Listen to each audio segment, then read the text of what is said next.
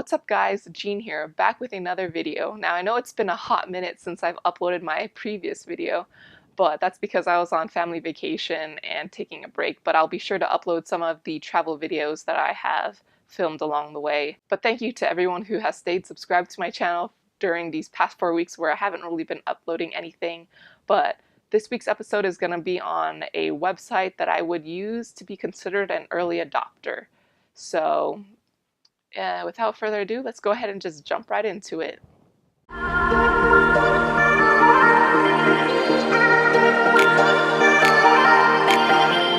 So what I meant by earlier being an early adopter is based off of the marketing curve of being an innovator, which is technically not what I would be doing because I'm not creating any of these things. But then the second part of the curve is an early adopter, which are the visionaries who plan to adopt these concepts, as well as then the early majority, then late majority, and then laggards. So that's the kind of skew that I'm going off of. And the website that I'm going to go ahead and be sharing with you guys is called Product Hunt. And Product Hunt was created in 2013 by Ryan Hoover and is backed by Y Combinator. And for those of you guys who don't know what Y Combinator is, it's basically a tech incubator.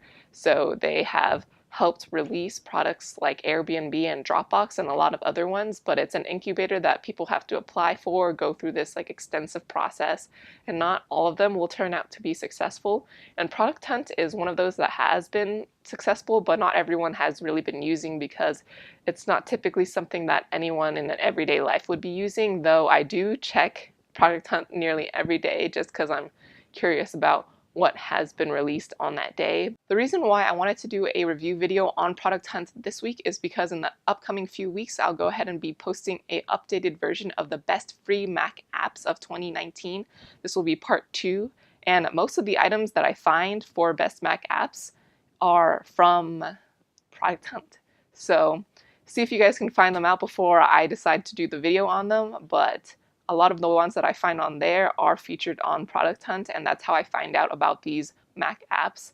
This website doesn't only feature tech items, though that's mainly what they like specialize in. So they can do productivity tools, design tools, and a lot of like other curated things like websites.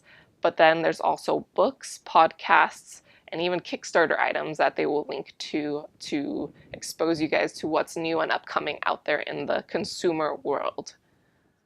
So we're going to go ahead and take a look at the website just to show you guys what it really is all about. All right, so right now we are on the Product Hunt website, and you can see that here is today's daily curated content, and there is a section on the website that features upcoming items. So these are products that haven't yet been released. So you can view all of the products as well as subscribe to them to get updates on whether or not they are being released soon or any updates that they have to send out to their subscribers. And you can see how many people are subscribed to each item. So we can go ahead and look at the first one, which is Wildbee Vault. So then it'll give you a little bit of a backstory on them, and then you can just pop in your email to subscribe to them. And this is nice because if you used a certain email to create your account, you can use a different one that you use maybe for like spam or like other things that you don't want to like mess up your current email with to get those email updates. So it also gives you an option to create your own page if you are personally a maker yourself.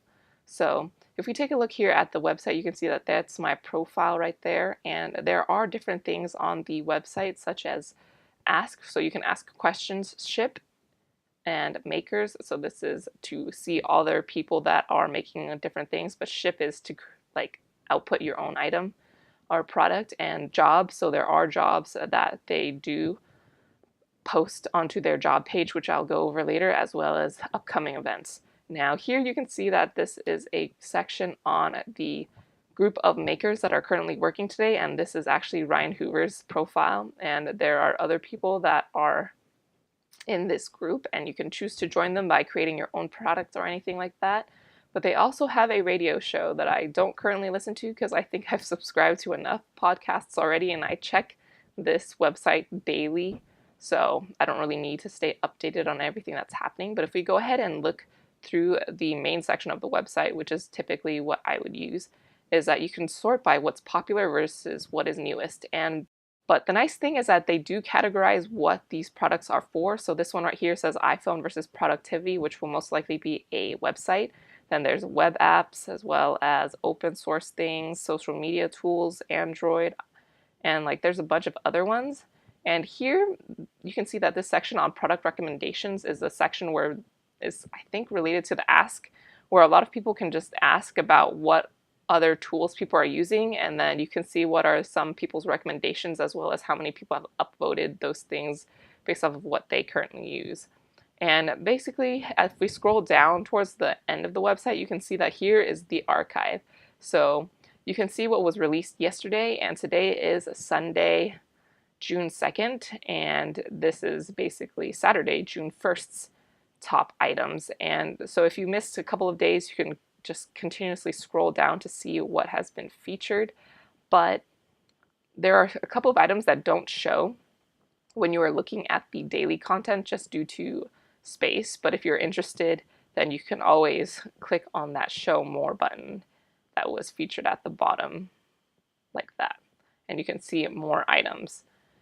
Going more off of the whole different kind of collections that they have, like iPhone productivity and basically whatever platform the product supports, you can find that by going into those three dot menu and then clicking on collections. So here you can see the different types of tools that you can use based off of grouping. So you can see build beautiful mockups and then all of these other ones, and you can follow them to get updates on them specifically.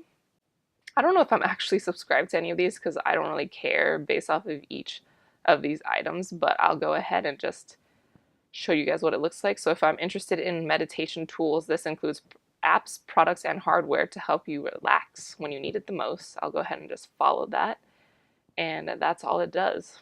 So yeah.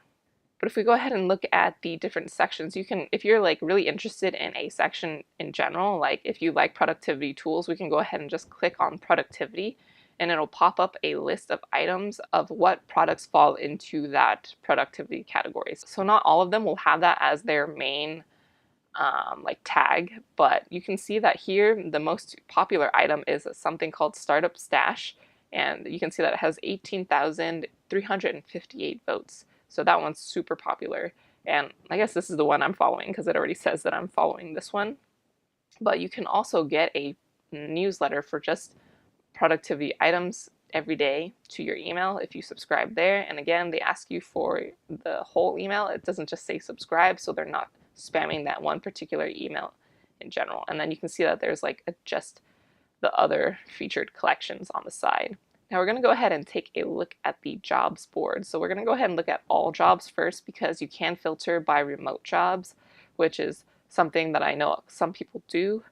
But you can see here that it does do it based off of location. So you can have filter options where you can do remote only. And then you can look for locations such as in the Americas, and apparently that's the only one that pops up. But if we toggle the remote only off, that's still the only one that shows up. So it's not as great as the typical job boards like Indeed.com or anything like that, but these will probably be from the makers community. So the makers that are currently hiring people.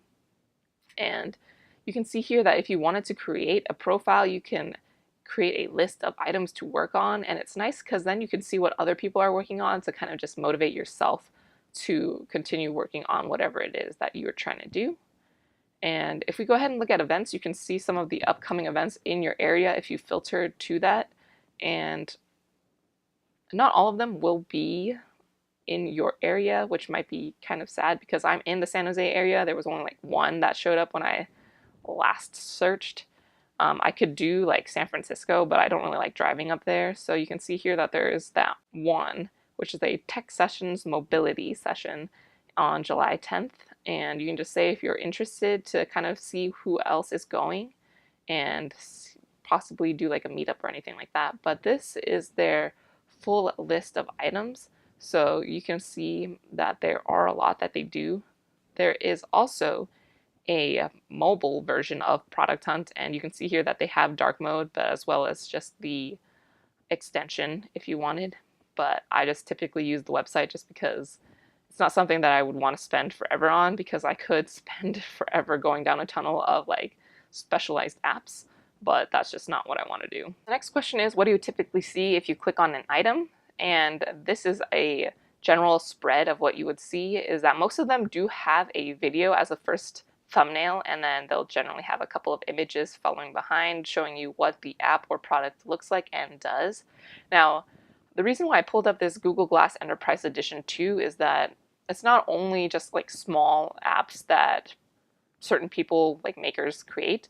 They also highlight products that the typical big companies make. So this one is an example from Google, and they also generally have links to learn more about the product. So if it's a web app, it'll have a link to go ahead and download or use that web app or anything like that. So they also include like the Magic Leap ones, so Facebook updates as well as Tesla's. Whenever there's a new Tesla release, I've seen that be featured on that daily curated content.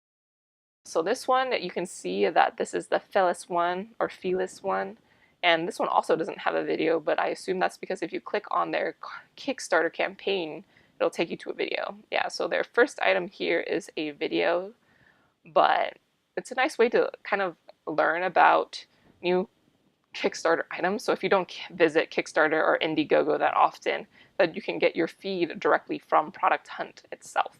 Now, say I want to look for Mac apps, since that's what an upcoming video of mine will be featuring. We can go ahead and just search Mac, and you can see here that this Flotato is one of the Mac items, but to see all of them, like a featured section here, I'm following this one because I like to know about new upcoming Mac. And you can see here that Station is an app that I featured on my Best Free Mac Apps Part 1 of 2019, as well as Flux. And this is basically how I came to know of Station. So if you go ahead and look through here, you can see that there are a couple other ones.